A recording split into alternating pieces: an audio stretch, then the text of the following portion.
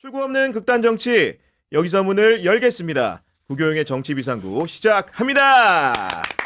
안녕하십니까, 구교영입니다. 이번 주 헌법재판소에서 윤석열 탄핵 심판 9차와 10차 변론기일이 열렸습니다. 헌재가 다음 주 화요일 최종 변론을 예고한 가운데 오는 5월 장미 대선이 열릴 것이라는 관측이 나오고 있는데요. 오늘 토요 특별판에서는 젊고 활기찬 두 분의 평론가를 모셨습니다. 기초자 월드의 운영자, 기초자 평론가, 사장 남천동을 대표하는 오창석 평론가 나오셨습니다. 반갑습니다. 오랜만에 또 불러주셔서. 아니, 오창석은 오늘 옷이 굉장히 산뜻하거든요. 네, 네. 기자님도 굉장히 산뜻한. 미리 찾아온 봄입니다. 아니, 그러니까 옷이 너무 예쁘고 아름다운데 네. 평소에 옷을 제가 궁금했던 게 네. 직접 구매하시는 거죠? 돈 주고 사는 건 맞습니다. 왜냐면 거의 똑같은 옷을 돌려 입기 때문에. 아, 그래요? 네. 네. 제가 볼 때는 산뜻한 옷들이 많아 보이는데 네. 혹시 뭐 자기만의 쇼핑 노하우 이런 게 있나 싶어가지고. 쇼핑 노하우는 때타 보이지 않는. 떼타 보이지 않네. 때타 보이지 않는. 아니 네. 선생님 아무리 요즘에 쟤 좀 잘 나간다고 쟤한테 패션 팁을 구하는 게 어딨어요. 지금 저 답하면서 이게 맞는 것인가? 아, 굉장히 잘 어울리거든요, 지금. 애가 아는 옷 아무거나 사는 애 로스트 3 중에 제가 들어갑니다. 예예. 아우. 올 색깔 이제 민주당, 네. 그리고 이제 바른정당, 이제 국민의힘. 아 제가 보수 지킵니다. 제가 왜 이런 소개를 드렸냐면은 네네. 보니까 오창석 평론가가 최근에 네. 민주당 이재명 대표 아, 예. 야, 인터뷰를 하시더라고요. 네. 인터뷰를 했다기보다는 그 현장에 함께 했다 정도가 하는 그렇게 표현하기 뭐 정확하지 않을까 하고 이제 이동형 TV에서 대표님이 직접 이제 이동형 작가한테 연락을 해서 제가 마침 제일 근처에 있었습니다. 아, 그렇군요. 네. 제일 근처에 있어서 바로 와라 해서 바로 갔었을 뿐입니다. 아, 그래서 저도 방송을 봤는데 네. 사전에 약조된 질문지나 이런 게 전혀 없었던 거죠. 없었죠. 아, 원래 즉흥적으로. 이동형 작가가 네. 그런 걸 별로 안 좋아하는 스타일이고 그러다 보니까 하고 싶은 질문 해라고 이렇게 얘기하더라고요. 야. 사실 내가 던져놓은 건데. 그러니까요. 네. 그동안 궁금했었던 거 질문 몇 개 했었습니다. 아, 그런 즉흥적인 가운데 이렇게 대화를 끌어낸다는 게 쉬운 일은 아닌 것 같은데. 이게 다 이제 이 구교영의 정치비상구 덕분이 아닌가.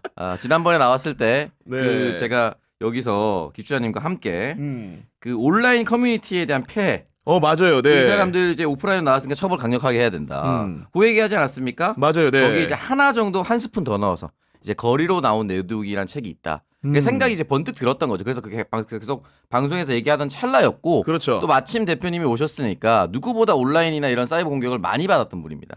뭐 여러 가지 뭐 찢었네 뭐네 막 하여튼 안 좋은 얘기를 하도 많이 듣다 보니까 네. 거기에 다른 정치인보다 훨씬 민감하게 반응을 하세요. 네, 그리고 뭐 아버지가 무슨 뭐 빨갱이였다, 아니면 본인 스스로가 성범죄를 일으켜서 뭐 소년원에 갔다 왔던 악의적인 루머로 그렇죠. 네. 피해를 실제로 입었기 때문에 그 얘기를 하면 잘 되겠다 싶어서 실제로 얘기를 했고 사태의 심각성을 그 누구보다 잘 알고 있었기 때문에 어떻게 보면 이제 정치비상구가 예행 예비 연습을 해줬다. 아, 이를 하나 더 네. 구독자들이 궁금해할까 봐 여쭤보면은 그렇게 이제 이재명 대표랑 토론을 하게 되면은 네. 끝나고 밥이라도 좀 먹습니까? 밥을 네. 먹고 가라고 하시길래 어. 바로 마치고 사장 남천동을 갔어야 되거든요. 네. 보통 이제 임경빈 작가가 저를 굉장히 엄격하게 관리합니다. 술을 먹는지 주말에 술을 먹어도 되는데 네. 혹시 이제 이성과 먹는지 또 이성과 먹었을 때 너무 오래 먹진 않는지 그리고 정신줄을 잡고 먹는지 왜냐면 이제 사장 남천동이 제 덕분에 올라와 있기 때문에 이제 표적이 될 수 있다. 여기서 네. 제가 흔들리거나 실수를 하면 이 채널 전체가 흔들리거든요. 저를 위해서 한 게 아닙니다. 본인이 함께 있는 그 채널이 흔들릴까 마는 거예요. 근데 이제 보통 밥 먹고 가라고 하면 경민이 네. 형이 안 된다 이러거든요. 그날은 저도 경민이 형 눈치를 딱 봤죠. 밥 먹고 갑시다 이렇게 딱 대표님 말씀하시니까 경민이 형이 되죠 갑자기 이러는 거예요. 아, 진짜로? 너무 놀래가지고 네. 동영이 형이 너무 놀란 거. 동영이 형도 놀랐어요. 아니 나 방송 가야 되지 않으니까 밥은 뭐 15분에 먹죠 하면서 경빈이 형이 결정해서 같이 가자 해서 바로 잠깐 밥을 먹고 사장 남천동 방송을 40분 늦췄습니다. 혹시 그 어떤 메뉴를 같이 먹은 겁니까? 소고기였습니다. 야, 소고기. 우리나라 제1야당의 품격이죠. 네. 마음은 상함이지만 네. 몸은 상함이지만 마음은 이미 횡성이었습니다. 야, 이렇게 소고기까지 먹었다고 하니까 부러운 측면도 없지 않은데 네. 우리 기초자 평론가님 최근에 이제 방송 보면서 제가 네. 제일 인상 깊었던 게 네. 고양이 뉴스랑 협업을 이렇게 좀 하셨어요. 그 네네. 방송들을 좀 이렇게 봤는데 하필이면 네. 오후 4시 하더라고요. 왜요 오늘 우리가 오후 4시 하잖아요. 방송을 지금. 어떻게 시간대 좀 알아보고 일도 신경 쓰지 했어야지. 않는. 보니까 네. 출연을 해봤으면서 말이에요. 네. 그래서. 너무 죄송하고요. 저는 선생님, 저는 미미하잖아요. 이렇게 대형 경향에서 왜 저를 신경 씁니까? 우리가 더 미미하거든요. 본인이 미미해도 고양이 뉴스가 미미하지 않잖아요. 맞아요. 그때 그거 왜 때렸잖아요. 경산에다가 네. 카메라 들이대고. 그러니까. 저는 그냥 언제까지 너 우리 한번 와라. 내 학고방으로 오렴이라고 했는데 그게 딱 터지고 오게 된 거예요. 그래서 야. 제가 좀 수혜를 입었습니다. 원래 고양이 뉴스 이제 그 원피디하고도 네네. 개인적인 교분이 좀 많이 있는 거죠? 제가 유튜브라는 걸 처음 시작할 때 많이 네. 도와주신 분입니다. 어디까지 도와주셨나요? 아니, 선생님은 뭐 그냥 일반적인 질문도 왜 더럽게 들려요? 왜? 어디까지 도와줬는지 아니 카메라 세팅부터 이 방송 보시는 분들 모르시겠지만 이 뒤에 뭐 프롬프터라든지 카메라 조명 이렇게 다 네. 있거든요. 아, 예, 예. 그런 걸 궁금해하는 거예요. 맞습니다. 제가 좀 더러웠나요? 아니 근데 그 많은 퀴즈월드 것들을. 방송할 때 네네. 굉장히 이렇게 음향 장비 세팅이라든가 카메라라든가 이런 것들을 대한뉴스 이제 제작진들이 도와줬다는 소문이 좀 있던데 맞습니까? 네. 진짜 누가 대한뉴스 PD님들이 퍼뜨렸나요? 전혀 저한테 기회 1도 들어오는데 전혀 전혀 아니에요? 아닙니다. 예, 전혀요. 그렇군요. 네. 네. 근데 요즘 대한뉴스 방송도 한창 인기가 네. 많은데 솔직히 여러분들 같이 계시니까 그 중에서 네네. 가장 호흡이 맞는 사람 누굽니까 혹시? 가장 호흡이 맞는 사람이요? 네. 아무래도 제가 맨날 털쟁이 어린이라고 부르는 거업이 아닌가 싶습니다. 어린이 치고 털이 많네요. 예. 아니, 얼마 전에 영상 보니까 왜냐- 뒤에 거다 때려보시는데요. 그 네. 어린이가 왜 어린이 하냐? 등치는 이렇지만 하는 모습이 약간 대안의 금쪽이거든요. 제가 우쭈쭈 해주고 있고 사실상 아까 우리 임경빈 작가님, 헬마님이 지금 오창석 씨를 이렇게 관리하는 것처럼. 네. 제가 봤을 땐 한쪽은 오창석이 한쪽은 거업입니다. 지금 헬마가 조마조마한 상황이에요. 네. 둘 다 관리하고 아니 근데 있죠. 그렇게 조마조마 하려면은 과거에 이제 전례가 좀 있어야 되는데 우리 네. 오창석 평론가님 아, 저는 혹시 술 뭐- 먹고 실수한다거나 이런 거 있으신 거 아니죠? 저는 굉장히 네.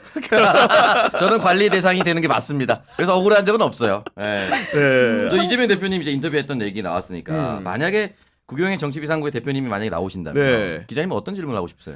아 어떤 질문을 하고 싶냐? 네. 저는 개인적으로 이제 제가 기자이다 보니까 언론관이 좀 궁금한데 물론 100분 토론에서 CBS를 통해 가지고 일부 얘기를 하셨지만은 네. 기본적으로 레거시 미디어하고 이렇게 좋은 관계가 아닌 것도 맞잖아요. 그런 부분들에 대해서 좀 이렇게 우려가 얘기를 좀 있죠. 듣고 싶은 생각이 좀 있거든요. 네. 네. 그리고 대표님의 그 발언과 페이스북 글이 올라왔고 그 장성철 소장이 이제 생방송 중에 직접 질문을 했으니까 맞아요, 네. 답변을 할 수밖에 없었던 것 같은데 아마 CBS 전체를 타겟팅으로 해서 뭐 이 언론사가 이상합니다 이렇게 얘기하기보다는 그렇죠. 네. 해당 그 썸네일이죠. 그 본인 머리 위에 북한 글자가 있었던 거에 대한 그러니까. 항의를 할 수밖에 없지 않았을까. 왜냐면은 이제 아까도 저희가 오프닝 때 얘기했었잖아요. 아버지가 빨갱이니 뭐니 이런 맞아요, 것들에 네. 대한 악의적인 공격이 워낙 많다 보니까 다른 사람들 입장에서 그 실수할 수도 있지라고 생각하는 부분을 그 본인 스스로는 너무 오래된 축적의 시간을 가져오다 보니까 이거는 좀 정정해달라고 얘기를 하고 싶었던 것 같고 실제로 사라졌거든요. 아. 그러면은 이런 부분에 있어서는 다른 언론사들도 네. 좀 비슷하게 요청을 할 수 있지 않을까라는 생각이 좀 들고 음. 저는 이제 그런 생각이 좀 들어요. 우리 언론사가 또는 우리 국민 유권자도 마찬가지고 아주 시쳇말로 갑이 되는 시기가 있습니다. 맞아요. 선거 때입니다. 네. 선거 때예요. 선거 때는 언론사 뭐 하다못해 유튜브 요즘에 이제 많이 나가시니까 또 유권자들도 마찬가지고 쭉 해서 너네 정치 잘해라 면접에서 얘기하고 또 선거 끝나면 또 이제 갑자기 확 을이 되는 그런 느낌이 맞아요. 네. 들거든요. 근데 이제 그때뿐만이 아니라 평상시에도 공격을 워낙 많이 받다 보니까 요청을 드렸던 것 같고 아마 전 언론사를 적으로 돌리기 위해서 그렇게 했다는 건 말도 안 되는 거죠. 아니 당연하죠. 그런, 네. 그런 바보 같은 행동을 뭐하러 하겠습니까? 그래서 저는 적절하게 그런 얘기를 저는 그런 생각이 들었어요. 이제 가끔씩 정치인들, 가끔씩 대통령들과 기자분들이 만날 수 있는 그런 토론회가 윤석열 정부에서 굉장히 적지 않았습니까? 그리고 제 질문 거의 하지 않았고 제 질문하는 몇몇 언론사의 기자들만 참 기자다 이런 얘기를 듣는 정도의 수준이 돼버렸는데 저는 격이 없는 토론이 네. 새 정부가 만약에 열린다라고 한다면 좀 자주 했으면 좋겠다. 다만 그 의미가 크게 없는 도어 스태핑 이런 건 안 했으면 좋겠습니다. 아니 말 나온 김에 꼬리를 네. 물어가지고 이제 그 언론 얘기를 좀 해봤으면 네. 좋겠는데 사실 CBS 김현정의 뉴스쇼가 최근에 좀 논쟁이 좀 네, 맞습니다. 논란점이 많이 됐는데 네네네. 기추아님도 좀 주목하신 바가 좀 있습니까? 너무 있고요. 네. 방금 말씀 주신 것처럼 저는 굉장히 너무 좋다 생각했던 포인트 중에 하나가 100분 토론 중에서 이재명 대표가 그 얘기를 합니다. CBS 방금 말씀 주신 것처럼 그 얘기를 딱 하잖아요.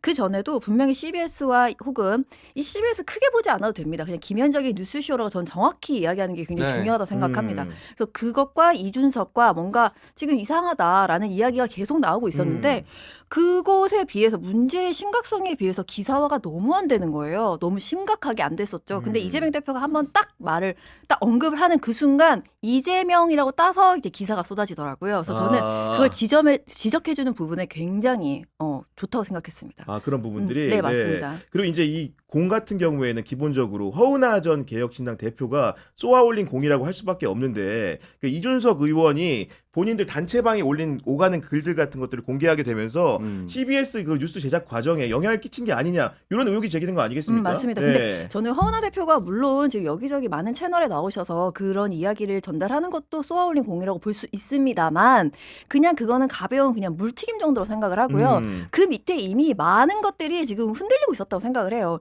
이준석이라는 사람이 정치인으로서 이때껏 해왔던 그 행보 속에서 뭔가 불확실하게 뭔가 은근슬쩍 넘어가는 본인이 그렇게 행동을 취하기도 하고요. 여러 가지 환경이 또 도와주기도 했습니다. 뭔가 명태균 일이 막 터질 즈음에 내전이요. 내란이 일어나기도 네. 하고 여러 가지가 이렇게 맞물려서 뭔가 대답을 명확히 하지 않고 사람들 머릿속에 물음표가 계속 생겨나가는 즈음 그때 이제 허은하 대표가 나와서 전 대표죠. 나와서 이제 이런저런 이야기를 하게 되고 또 올라오는 포스팅 글도 그렇고요. 그래서 그게 하나의 씨앗이 되었을 뿐 네. 많은 사람들이 계속 질문을 던지고 있는 상황이었다고 봅니다.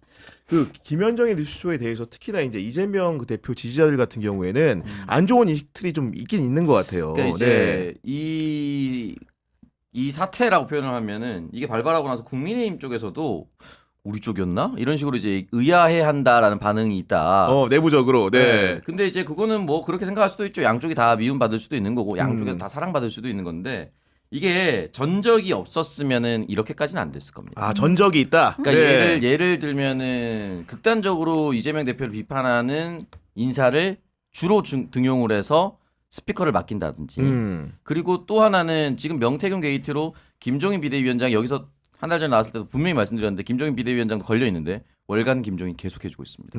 내란 사태 때 들어가서 표결도 하지 않았던 이준석 의원 다음날 모셔서 윤석열 전문가라고 썸네일까지 뽑아주면서 방송 만들어줬죠. 그리고 최근에 휴가 가시기 전에는 윤석열 탄핵 진행되면 안 된다. 재판 빨리 받아야 된다 하면서 이재명 대표도 피하지 말고 재판 받으라. 도매급으로. 네. 그렇게 얘기를 했죠. 그러니까 이재명 대표가 계속해서 지금 윤석열 피청구인 같은 행태를 보였나 재판에서? 그렇지 않아요. 현 정권에서 누구보다 정적으로 보이는 사람 취급을 받으면서 실제 정적이었고 그렇게 재판을 시작해서 재판을 받고 있지 않습니까? 근데 그거를 한 진행자가 같이 엮어서 얘기한다. 이건 말도 안 되는 겁니다. 또 하나는 본인이 스스로 한동훈 비대위원장이 나한테 문자를 보내왔다며 민주주의를 위해서 끝까지 뭐 싸우겠다. 그런 말을 공개한다거나. 네. 그거를 만약에 한동훈 비대위원장이 출연했으면 얘기할 수 있어요.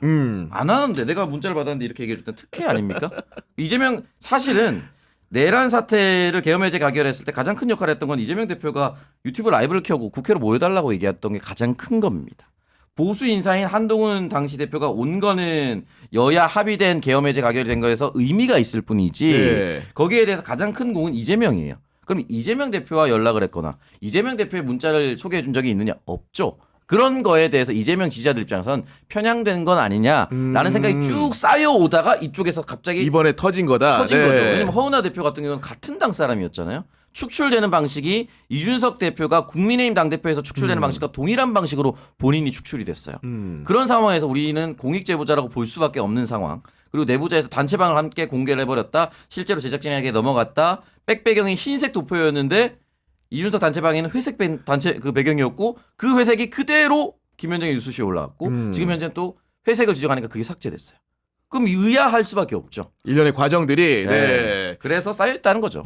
그런 건데 그리고 중심에는 이준석 의원이 있는 게 사실인 것 같은데 맞습니다. 사실은 이준석 의원 개인적으로는 뭐 친송하게 없기 때문에 말하기가 좀 조심스럽긴 하지만은 그 국회에서 주는 백봉 신사상이라는 게 있어요. 네. 근데 그게 있고 이제 기자들도 투표를 하게 되는데 그 안에 이준석 의원이 들 정도로 기자들하고 스킨십이 좋은 인물로 알려져 있고 실제로 아마도 CBS 제작진하고도 본인은 그런 차원에서 소통했다 뭐 이런 식의 주장을 할 수도 있을 것 같은데 기추아님은 좀 어떻게 보십니까? 저는 방금 친소관계가 없기 때문에 말하기가 조심스럽다고 하셨지만 네. 저는 친소관계가 없기 때문에 말하기가 더 편합니다. 그리고 앞으로도 관계를 맺을 생각이 없어요. 영원히요.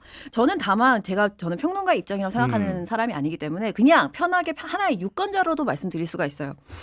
저는 정치는 말로 하는 것이기 때문에 말로 그렇게 사람을 속일 수는 있으나 그건 단기간이고요. 여러 번 반복될 수 없습니다. 그런데 만약 여러 번 반복된다면 그건 누구의 책임이 큰가? 언론의 책임이 큽니다. 그래서 저는 이제 언론이 이준석을 이렇게 좀 포장지를 씌워주는 것 그것이 이제 조금 좀 드러났다 그래야 될까? 알맹이가? 네. 근데 제가 이준석은 이 사람은 지금 이렇게 벗어나는 거를 한 번은 정말 잡아줄 필요가 너무너무 있겠다고 생각한 게 우리가 이렇게 이준석 이야기를 하면 꼭 그런 댓글이나 혹은 그런 말씀하는 분들이 계세요. 아니 그거 얼마 몇 프로 나오지도 않는데 그 언급을 뭐 하라냐? 니네가 언급을 하니까 키워주는 거야! 이렇게 말하는 사람도 있단 말이에요. 그런데 네. 보세요. 윤석열이라는 사람이 대통령이 되는 과정에서 그 사람이 대통령이 된다는 거 솔직히 처음에는 뭐 윤땡큐 이런 말도 했었습니다. 근데 어떻게 됐죠? 결과적으로 대통령이 됐어요. 그런데 그 과정에서 정말 윤석열이 정말 잘했냐? 아닙니다. 얼마나 많은 지금 돌아보면 어떻게 저런 행동을 하고서 대통령이 됐지라고 생각할 만한 것들이 정말 많아요. 자, 근데 왜 그게 그렇게 부드럽게 넘어갔느냐?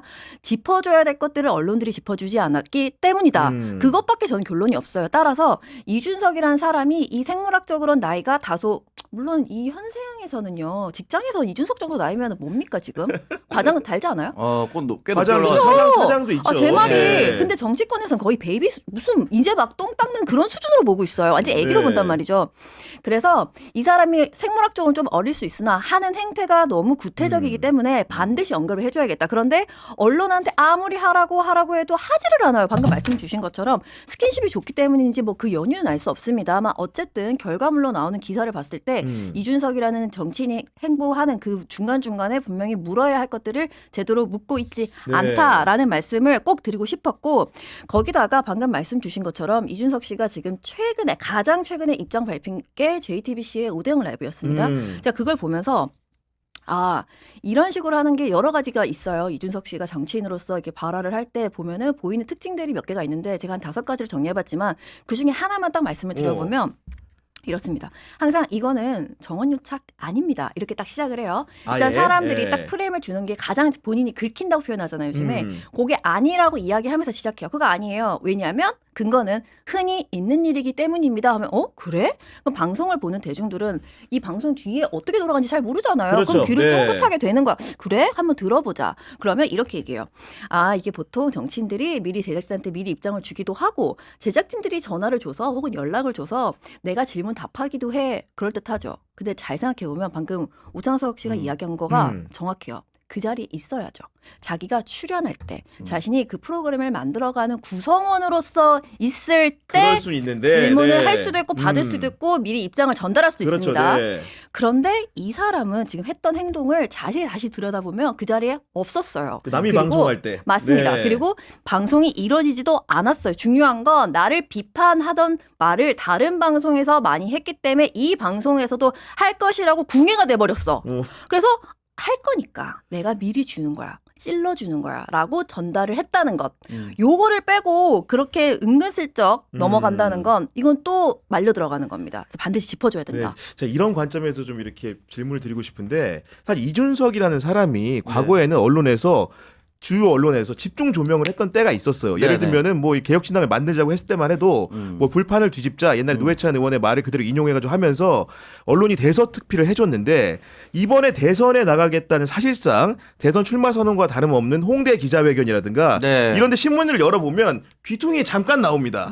그런 식의 이제 주목을 받는 정도인데 반면에 우리 유튜브 세상에서는 네. 이준석 의원의 이슈라는 것이 굉장히 이렇게 주요하게 많이 회자되고 거론이 되는데 그런 이유는 좀 뭐라고 생각하십니까? 저는 이제 그 걱정이 되는 게 우리가 보통 요즘 코인이라고 얘기를 하면은 대부분 비트코인 떠올리죠.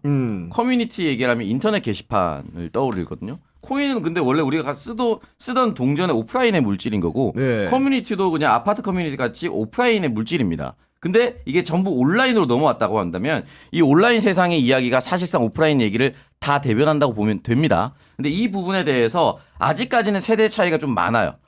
또 이 커뮤니티가 얼마나 활성화되고 여기서 여론이 형성되는지 잘 모르는 제 또래 국회의원들도 잘 모르는 경우가 많았습니다. 제가 보통은 민주당 내부에 얘기할 때는 실명으로 비판을 하는데 이 방송이니까 참겠습니다. 괜찮습니다. 환영합니다, 저희가. 예. 충분히 이제 비판을 당내에 하고 있으니까. 네. 그러다 보니까 커뮤니티 활동을 굉장히 잘하고 있는 게 이준석 의원이에요. 그리고 가장 슬픈 것이 뭐냐면 우리 세대를 대변하는 정치인이 저 사람이 아니었으면 좋겠다는 심리입니다. 이준석 의원 정치는 정책으로 얘기를 하고 세계관과 가치관으로 얘기를 해야 되는데 그가 얘기했었던 게 전장현과의 사투, 그렇죠. 네. 동덕여대와의 사투 이런 거 정도입니다. 우리 사회의 미래가 장애인들 이동권 보장하는 거 그거 불편하게 하지 말라고 하는 게 우리 사회의 미래라고 볼 수 있습니까? 말도 안 되는 거거든요. 그런 것들이 싫다고 얘기를 하는데 여기에 코어층이 있어요. 이거에 흥분하는 사람들. 핵심적인 지지층이. 광분하는 네. 사람들이 한 1000명씩 미친 듯이 돌아다녀요. 근데 우리가 인터넷 기사를 보면 좋아요 수 베스트 리플이 될 때 1000개씩 누르면 1등이 됩니다.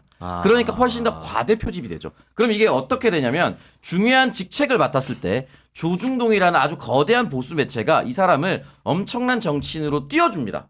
지금 개혁신당이란 세석의 작은 정당으로 왔기 때문에 안 보이게 되는 것이지 제가 걱정하고 지금 계속해서 비판을 하고 있는 이유가 분명히 국민의힘은 반성하지 않고 당명 개정하지 않고 윤석열과 분리해서 대선을 준비하게 될 것이고 이때 개혁신당으로 나가 있는 이준석과 마주하면서 보수대연합이라는 얘기를 하면 젊은 이준석과 늙은 어떤 중진 또는 이제 경륜의 뭐 땡땡땡 네. 후보가 만나서 보수가 다시 정권 재창출해야 한다라고 도와줄 겁니다. 그 상황을 미리 끊고자 얘기하는 거죠. 매우 안 좋은 상황이 눈에 뻔히 보여요. 지금은 아무것도 아닌 것처럼 보이지만 이 상황이 분명히 연출될 거고 연출시키려고 할 겁니다. 네. 권영세 비대위원장이 분명히 스펙트럼 넘기 때문에 이준석과도 함께 할 수 있다. 이미 기사 냈어요. 그런 것들을 사전에 제어하고자 이야기를 하고 있는 것이고 다시 말씀드리지만 본질은 그게 그 사람이 우리 세대를 대변할 수 없다. 좋은 네. 정치인이 아니다.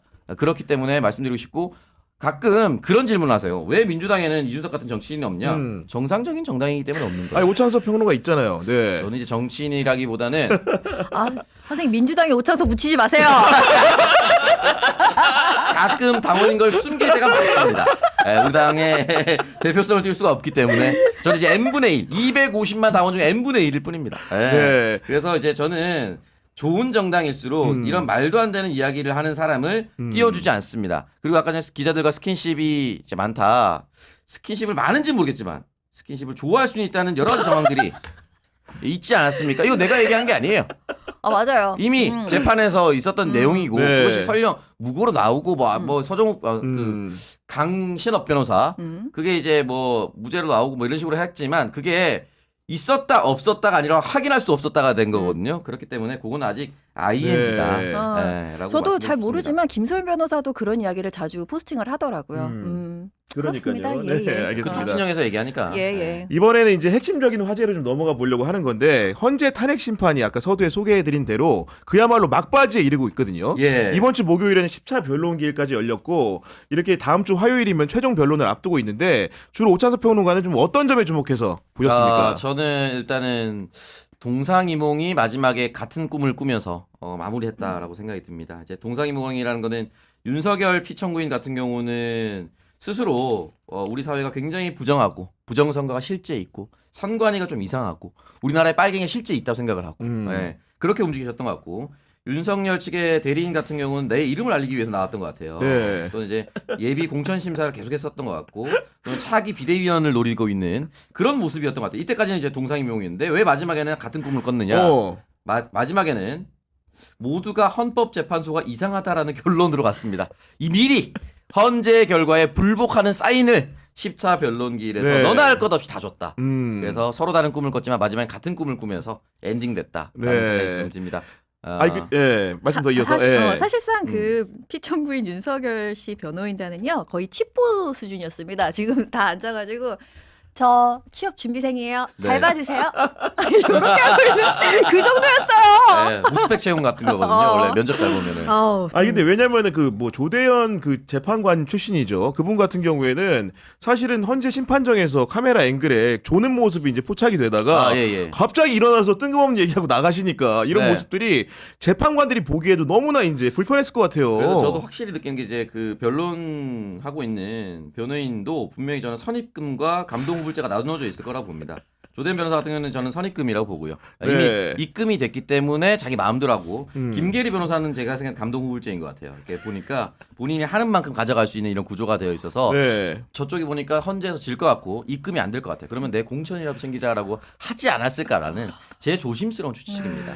아니 우리 누구야 우리 기초자님 같은 경우에도 헌재 심판정에 있는 여러 가지 오간 말들을 봤을 텐데 네네. 그 가장 인상 깊었던 인물 어떤 분이었습니까 혹시? 아, 당연히 게리, 김게리. 우리 김게리 선생님은 제가 아까 취업 고객이라고 말씀드렸잖아요. 왜냐면 저는 심지어 윤석열의 손이 그만해. 라고 할 때 저는 거의 확신에 가까운 네, 생각을 그녀를 했어요. 향해 강력하게. 그녀는 확실히 지금 어필 중이구나. 지금 이 옆에 누군가 있는지는 상관이 없습니다. 여기가 어딘지도 상관이 없어요. 그냥 나를 현재 보고 있는 저 아스팔트의 누군가들이 나에게 마음을 쏟아주기를, 그래서 내가 언젠가 나설 때 그들의 한 표 한 표가 다 나에게 가 닿기를, 그냥 그런 것만 느껴졌을 뿐 그녀에게는 시공간이 이미 초월했다. 저는 그렇게 네. 느껴졌습니다. 그 변호사들에 대해서는 이렇게 평가를 해주신 거고 증인 중에서는 아무래도 단연 홍장원 전 차장이 가장 주목을 받았던 것 같은데 네. 그분이 이제 성향을 다 떠나가지고 정말 멋있는 모습들이 많이 보였던 것 같아요. 그러니까 이제 마지노선 우리 사회에 지킬 수 있는 마지노선의 보수이지 않을까. 요즘 뭐 보수냐 진보냐 이 용어 가지고 엄청 논쟁이긴 한데 네. 배상훈 프로파일러가 이제 그렇게 분석을 하더라고요. 헌재에 등장할 때 윤석열 측을 향해서 고개를 숙이며 인사를 했다. 근데 이때부터 이미 심리전은 시작된 거다. 그러니까 인사를 해서 윤석열이 받아줘야 이게 맞는 거예요. 사실은. 그렇지. 근데 인사를 했어. 안 받아줬어요. 그러니까 뭐죠? 이미 사람들이 봤을 때는 그 모습만으로도 아, 홍장원의 태도가 윤석열을 마음에 들지 않는다. 서로의 생각은 달랐다라는 게 연출이 되고 시작된 겁니다. 바로 이미 거기서 끝난 거예요. 극적 효과를 주면서 시작했다. 이미 끝난 거거든요. 근데 거기서 이제 여러 가지 유능한 정민이 보였었는데 뭐 메모장이 뭐 몇 개니 이런 거니 저런 거니 하더라도 본질은 달라지지 않는 것이 네. 윤석열은 내란을 일으키려고 했고 홍장원은 그거에 동의하지 않았다라는 결과는 바뀌지 않습니다. 헌법재판소의 내란죄가 빠지고 국민들이 봤을 때 이 사람은 탄핵을 시킬 것인가 말 것인가가 가장 중요한 화두지 않습니까? 홍장원의 입으로 계속 증언하는 내용은 탄핵을 시켜 마땅한 사람입니다라는 것이 계속해서 나오고 있어요. 이게 뭐 이 말이 달라졌다. 대통령이 지시했다. 아니다. 나중에 여인영 방첩사령관 지시했다. 말이 달라졌다라고 얘기하지만 어쨌든 그럼 여인영 방첩사령관 누가 시켰죠? 내가 갑자기 그렇죠. 네. 내가 가겠습니다. 이렇게 했습니까?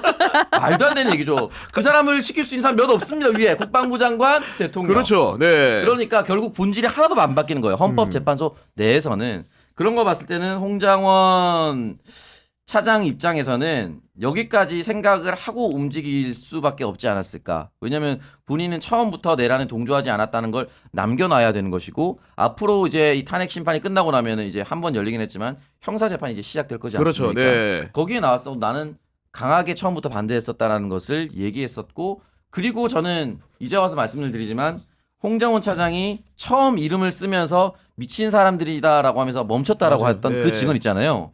그건 우리 사회 공직사회에 굉장히 중요한 사인이 되었다고 봅니다.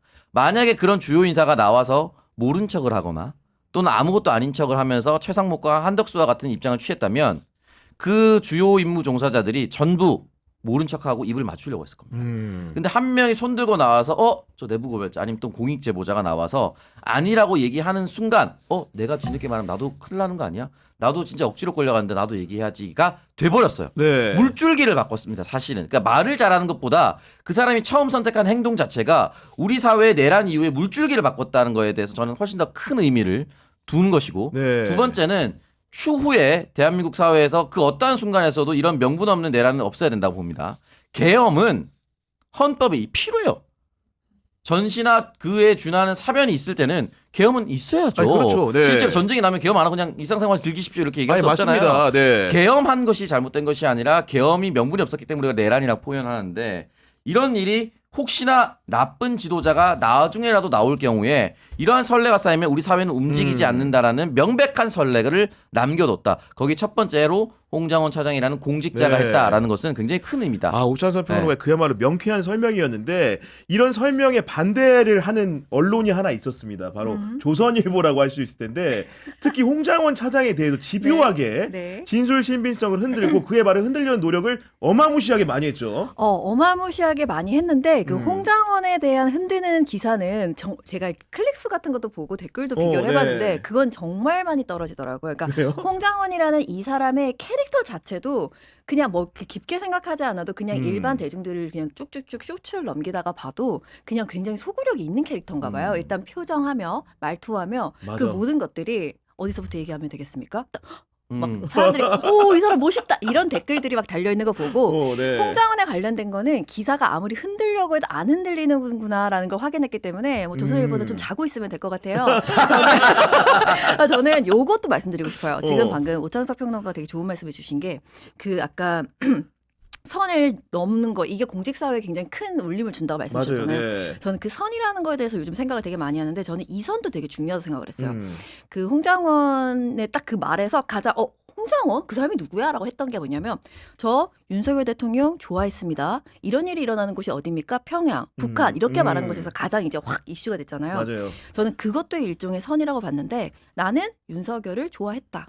그런데 이건 아니야 라는 거기서 선이 딱 그어졌다고 생각을 해요. 그게 바로 공과 사의 구분이라고 생각을 하거든요.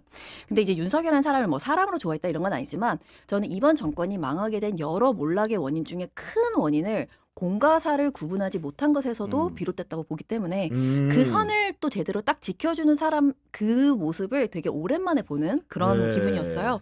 그래서 아까 미쳤구나 해서 넘지 않은 그 선, 그다음에 내가 좋아하는 마음이 있지만 하지만 내가 맡은 역할로서 그걸 넘지 못하는 선, 네. 그 선들을 지켜준 사람들은 지금 우리가 이 여러 지금 역경이 있지만 지금 이겨가는데 굉장히 도움을 주는 사람들이 아닌가. 여간 우리 그럼에도 불구하고 우리 피청구인은 공과사 구분이 잘 안 되는 분으로 보이긴 하는데 네네. 이분이 다음 주 화요일에 최종 변론장에서 네. 무제한 스피치의 기회를 얻었습니다. 네. 그러다 보니까 많은 국민들이 얼마나 길게 혼자 떠들 것인가 관심을 많이 갖고 있거든요. 보통 이제 1시간 회의하면 본인 혼자 59분 얘기한다고 하지 않았습니까? 그래서 무제한 발언이니까 아마 길게 얘기하실 거라고 보는데 이제 네. 중요한 거는 1시간 회의는 1시간 회의라고 정해져 있잖아요. 그러니까 59분 얘기해도 1시간 하면 1분 그렇죠. 얘기가 그냥 끝나잖아요. 네.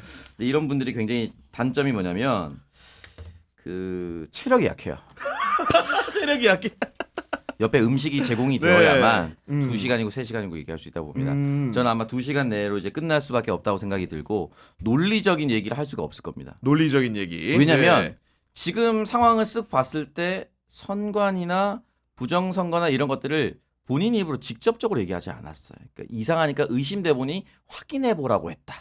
이 얘기를 길게 할 수가 없어요. 그렇네. 이거는 부정선거다. 선관위가 부정선거에 참여했다, 개입했다라고 얘기를 해야 이유와 근거를 설명할 수가 있어요.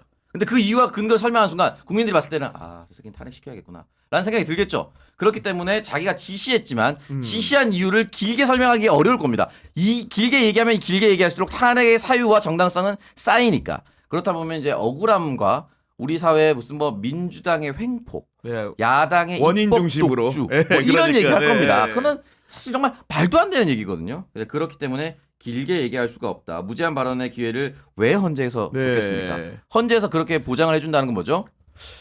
그 사람들도 봤을 때 여러 가지 명분이 필요합니다. 우리 헌법재판소가 우리 지금의 육공화국과 함께 같이 탄생한 거거든요. 그때 그 전에 이제 헌법위원회가 이랬었다고 네. 했었는데 그러면 그 정치적인 성격을 띠고 있는 헌법재판소는 정치적인 눈치를 볼 수밖에 없고 국민들이 보십시오. 저희가 어떻게 이렇게 얘기하는데 탄핵을 인용 안 할 수가 있겠습니까?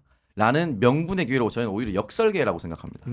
역설계다. 네. 네. 그렇기 때문에 무제한 발언의 기회는 피청구인 윤석열에게 훨씬 더 불리하게 작용할 것이며 이 여기서 국민 모두가 다시 한 번 더 이 사람은 대통령으로서 더 이상 직무를 수행하면 안 되겠다라는 명백한 못을 박는 계기가 될 것이라고 생각합니다. 우리 기초평론 네. 비슷하게 생각하십니까? 네, 그 헌재에 관련된 거를 지금 말씀을 드려보면은 지금 제가 무제한으로 준 이유가 뭘까라고 생각을 해봤어요. 근데 너무 흔들어대지 않습니까? 그래서 알아서 해. 해봐. 그 해봐 하게 된 게 이제 언론이 뒤에서 계속 푸시를 하기 때문인데 그래서 제가 제목을 좀 모아봤습니다. 네. 그 영상으로 나온 건 TV조선이 제일 많아요. 그래서 뭐 이런 식입니다. 재판권 스스로 빠지라.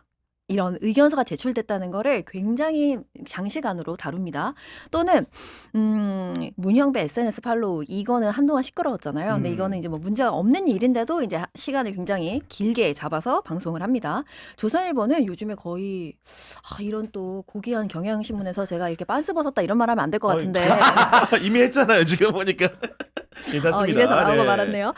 진짜 너무 심합니다. 지금 조선일보가 많이 지금 구독 수가 많이 떨어졌다고 하더라고요. 그래서 어떤 그 니즈를 마음이 맞추기 아프네요. 위해서 니즈를 맞추기 위해서 지금 그 성향에 맞춰주는지는 모르겠습니다만 지금 초기에 윤석열 너네 정신 차려야 돼라고 하던 그 논조에 비해서 지금 어떤 식으로 이어지냐면요. 헌재가 평행 논란이 너무 심하고 사법권 침해로 재판 일정에는 마이웨이 하고 있다는, 그러니까 니네 멋대로 가고 있다는 이야기를 하고요. 칼럼으로는 헌법재판소 이제 법치를 해야 될 때다. 요런 게 나옵니다. 오. 그리고 사설로는요. 헌재에 거듭되는 경솔하고 정파적인 행태. 야, 이런 식으로 제목을 뽑습니다. 마지막으로 칼럼 하나만 더 소개를 해보면 윤석열의 옹호를 너무너무 대놓고 하는데요. 헌재 적법 절차 준수만이 내전을 막는 일이다. 그러니까 내전을 일으킨 게 네. 누군데 헌재가 그것을 막아야 된다라는 이야기를 하는 거죠. 반해 이제 MBC나 JTBC 같은 경우에는 사상 검증 그만해라. 변론 아닌 여론전이다라는 기조로 이제 나오다 보니까 이제 아무래도 저쪽에 있는 분들이 뭐 좌편향이 됐다 이런 식으로 좀 공격을 하고 있는 게 아닌가 네. 생각합니다. 그러니까 일부 그런 그 보수적인 색채들을 등에 업고 결국은 그 윤석열을 지지한다는 사람들이 어디까지 갔냐? 헌재 소장된 문영규 집 앞까지 달려갑니다. 그러면서 정말로 말도 안 되는 폭력에 가까운 시위를 이어가고 있는 거 아닙니까 지금? 예, 뭐 여기 사옥 근처 아닙니까? 맞아, 인근이에요, 인근이야. 여기 인근인데 뭐 집값 떨어뜨리는 게 목표다, 평판을 떨어뜨리는 게 목표다, 네. 자, 이런 식으로 얘기를 하는데 명백한 사법부에 대한 테러고요. 이거는 뭔가 물건을 부숴야만 테러가 아닙니다. 그럼요, 네. 헌법재판관의 신변을 위협하고 위신을 떨어뜨리는 행위 자체도 저는 테러라고 생각이 들고, 제가 서두에 말씀드렸던 거리로 나온 내두익 그 책이 2013년에 번역돼서 출간이 되는데 거기 판결은 지금 이미 일본 대법원 판결까지 다 나왔습니다. 아, 이게 판례가 돼 있구나. 그러니까 일본 네. 대법원은 이제 최고법원이라고 이제 표현을 하던데, 제특회라는 사람들이 조선인 초급 학교에 가서 너네는 스파이의 자식이다. 그다음에 뭐 특권을 포기해라, 꺼져라, 우리나라에서 나가, 이런 거 네. 혐오 발언, 헤이트 스피치 다 모두 이제 흔히 말하는 유죄 판결을 다 받았고요. 배상금도 다 나왔습니다. 두 번째, 해당 그 제일조선인을 돕는 모임에 어떤 한 교직원 조합이 네. 돈을 보내줬다, 후원해준다고. 근데 그 교직원 조합 사무실 찾아가서 난동 피우고 소리치고 또 그 동네를 돌면서 또 헤이트 스피치를 했대요. 근데 1심에서 약 300만 엔인가 뭔가 벌금이 나왔는데 300만 엔. 뭐 네. 예를 들어서 200몇만 엔, 예를 네네. 들어서 200몇만 엔이 나왔다 하면 2심 때 어떻게 되느냐, 이거 너무 심하다 해서 400만 원을 올려버렸습니다. 2배로 올렸어요. 그리고 3심에서 최종 확정을 지었어요. 그러니까 저는 무슨 말이 하고 싶냐면, 야 그냥 뭐 찾아가서 확성기로 손 뭐 떠들고 그냥 욕하고 이런 것까지 뭐 처벌해야 돼? 아닙니다. 처벌해야 됩니다. 헤이트 스피치는 명백하게 21세기의 소음 이상으로 그 사람의 신변을 위협하고 위축되게 만드는 명백한 범죄이며, 이미 옆 나라에서 판례가 나와 있기 때문에 헌법재판관, 심지어 그 제특회 그 교직원 조합은 헌법재판관도 아니지 않습니까? 그렇죠. 재판에 네. 영향을 주기 위해서 헌법재판관 집에 찾아갔다라고 한다면 우리나라도 옆 나라의 선례를 따라서 분명한 처벌, 유죄 판결을 내려야 된다라고 말씀을 좀 드리고 싶습니다. 이런 식으로 하지 않으면요, 앞으로 무슨 소음기 만약에 60데시벨까지만 할 수 있으면 59데시벨 맞춰서 계속 할 겁니다. 이거 앞으로 분명히 잡아야 되고요. 어떤 정치인이나 어떤 재판관이나 어떤 검사나 어떤 변호사도 타겟팅이 될 수 있는 겁니다. 반드시 처벌을 해야 된다라고 말씀드리고 싶어요. 네. 방금 말씀 주신 거 60데시벨이 기준이면 59까지만 할 거라고 하셨잖아요. 이게 정확히 어디서 벌어졌냐면 용산에서 그 탄핵 반대 집회하는 분들 있죠. 그분들이 그런 행위를 했습니다. 실제 했고 그 주에는 용산에 사는 사람들이 한남에 얼마나 많습니까? 그렇죠. 바로 옆에. 네. 정말 살 수가 없는 거예요. 그래서 그 사람들이 아예 그냥 다른 곳에 가 있었다고 하더라고요. 그러니까 잡지 않으니까, 그거를 처벌하지 않으니 이런 일이 벌어지지 않습니까? 사람들이 고통을 받아요. 근데 저기서 또 언론에 대해서 이야기할 수밖에 없는데 네. 그 고통받는 사람들한테 마이크를 들이대는 기사 보셨습니까? 그러니까. 없습니다. 그런데 당장 조선일보 오늘 바로 치면요. 또 전 이제 민주노총이라 부릅니다만 민노총에서 뭘 했는데 지금 얼마나 주위 주민들이 괴로워하는 줄 아느냐 하고 사진을 봤더니 4명 있어요. 4명. 4명이서 얘기를 하고 있는 거예요. 네. 세상에 이런 거는 그렇게 많은 주민들이 고통 속에 빠졌다고 그렇게 기사화하면서 그 한남의 사람들이, 살아가는 사람들이 괴로워서 살 수가 없다고 하는 그 목소리는 유튜버들은 찾아가서 물어보는데 어찌하여 기사화되지 않습니까? 담아주지 거기는 않는 사람이 언론. 아닌가. 네. 그렇죠. 그래서 방금 말씀 주신 것처럼 처벌해야 된다. 결국은 근데 이런 그 불복하는 듯한 그 태도들 같은 것들이 실제로 파면 결정이 내려졌을 때 이어질까 하는 우려가 있는 것이고, 이미 윤석열 대리인단은 중대 결심 운운하면서 뭔가 밑장을 깔고 있습니다 보니까요. 네, 그래서 중대 결심했지만 이미 헌법재판소에서는 법리 해석을 끝내서 변호인단이 총사퇴한다 하더라도 크게 영향을 주지 못하는. 네, 아무런 상관이 없고 또 피청구인이 변호인이면 또 그냥 본인이 하면 된다고 돼 있더라고요. 아주 놀랍게도 이제 피청구인이 한 1년 정도 변호사 생활을 했습니다. 휴업계를 낸 상태라고 하더라고요. 휴업계를 낸 상태도 변호인으로 활동할 수 있느냐 요 문제는 이미 하승수 변호사가 한번 뚫어냈습니다. 아 그래요? 예. 모든 선례와 법적인 것이 충족되어 있는 상태이기 때문에 뭐 하야도 안 되고 직무 정지되어 있기 때문에 할 수 있는 게 없어요. 그러니까 이 결과까지 쭉 가야 되는 것인데 네. 이제 중요한 거는 저는 조금 양상은 달라질 거라고 봐요. 초반에는 헌법재판소를 공격한다라고 얘기할 수 있겠지만 그들의 목표는 결국은 다시 국민의힘 당사로 갈 겁니다. 윤석열을 지키고 이건 부정하다. 헌법재판소를 공격할 대선 후보를 만드는 데 집중할 거라고 봅니다. 야, 그럼 그 화살 자체가 국민의힘으로 돌아가는 어떻게 보면 국민의힘 지도부가 지금 상상하지 못하고 있는 네. 놀라운 광경이 벌어질 경우에 어떤 대응을 할 것인가. 그냥 광화문과 예. 여의도 집회에 나와서 네. 지금으로 봤을 때는 한동훈 절대 안 된다. 왜냐면 그 관저에 체포영장 됐을 때도 거기 이제 새벽에 가봤거든요. 네. 진짜 얼마나 많은 사람들인지. 실제 너무 많은 사람들이 있어서 놀라고 두 번째는 한동훈 배신자라고 노래 틀면서 춤추고 있어요. 새벽 1시 실합니다. 반에. 실합니다. 그러면 그러니까. 한동훈 뭐 오세훈 이런 사람들이 인정하지 않을 거예요. 다 배신자죠, 그죠? 그러면 결국은 네. 답은 김문수밖에 없습니다. 아, 그러면 김문수 후보 캠프에서 아직 차려지진 않았지만 아, 그렇죠. 네. 제가 듣기로는 비공식적으로 차려졌습니다. 음. 현직 장관님께서 그걸 끊어내고 갈 수 있을까? 끊어내지 못할까? 저는 끊어내지 못한다고 봅니다. 왜? 당내 경선이 있습니다. 당내 예비 경선을 통과해야 본선 후보가 돼요. 그렇죠. 그러면 적어도 지금 60일 이내에 대선이 열려야 됩니다. 각 정당별로 제가 생각할 땐 짧으면 2주, 길어도 3주인데 제가 맞아요. 생각할 거의 2주 안에 끝납니다. 2주 안에 끝나면 김문수 후보는 2주 동안 적어도 절대로 이들을 끊어내지 못할 겁니다. 그러면 2주 동안은 김문수 지지하고 다른 사람 욕하는 대로 이 사람들이 총력전을 기울일 겁니다. 그리고 다음 대선판이 열렸을 때 네. 본선 때는 조금 자중하자. 정권 연장을 하기 위해서 조금 더 노력하자. 수그리자. 이런 거 살짝 네. 스탠스를 바꿀 가능성. 근데 바꿀 가능성이 있기 위해서는 뒷거래가 있을 겁니다. 본선 후보와 그 광화문이나 여의도 세력과의 뒷거래가 어느 정도는 있을 겁니다. 무언가를 보장해 주거나 그들의 니즈를 들어줄 무언가가 반드시 있을 것이다. 네. 이게 일종의 저는 사채 비주로 이제 비유를 하고 싶은데 당장 딱 리볼빙이라거나 뭐 카드론이라거나 이런 거 땡길 때 몇 분 만에 탁 바로 기가 막히게 돈이 들어옵니다. 그런데 숨만 쉬어도 이게 구르고 굴러서 이자가 미친 듯이 눈덩이가 불어나요. 돼버리죠. 맞습니다. 네. 처음엔 달콤하지만 이게 돌고 돌아서 나중에는 나를 먹을 거예요. 그래서 어찌 할 수 없는 상황으로 올 겁니다. 아니, 너무 동의되는 웃음이 게 나네요. 아까 말한 것처럼 정말로 국민의힘 지도부가 이런 태세를 취할 때 과연 후과를 생각을 했는지 안 했는지가 네. 굉장히 궁금한 포인트고. 그래서 사실은 이제 네. 그래서 이재명 대표가 100분 토론에서 굉장히 영리한 발언을 던졌다고 듣는 게 100일 안에 윤석열을 부정할 것이다. 그러니까 부정해봐. 이렇게 이제 부정할 것이다라고 생각해서 한 게 아니라 네. 부정 못할 것이다라고 얘기하고 던진 거죠. 이게 정치적 수사는. 네. 그렇기 때문에 내부에서 지금 하마평에 오르는 사실 각 캠프 거의 다 준비되어 있거든요. 김문수, 오세훈, 홍준표, 한동훈, 유승민 정도가 유의미한 국민의힘 내부의 후보입니다. 그럼 여기서 정면으로 그 윤석열 때릴 수 있는 사람은 없어요. 사실은. 이제 유승민이 만약에 윤석열을 때린다. 저거 봐. 저 박근혜 네. 때부터 저 새끼 저거 배신자. 끝이죠. 한동훈 저거 봐. 키워줬더니 자기 형 배신하는 쓰레기 된다. 바로 끝이죠. 홍준표 마찬가지입니다. 네. 오세훈 마찬가지입니다. 김문수 마찬가지입니다. 그러면 결국은 예비경선 때는 윤석열 얘기를 쉽게 하지 못할 겁니다. 제가 한동훈의 참모라면 먼저 지르셔야 된다.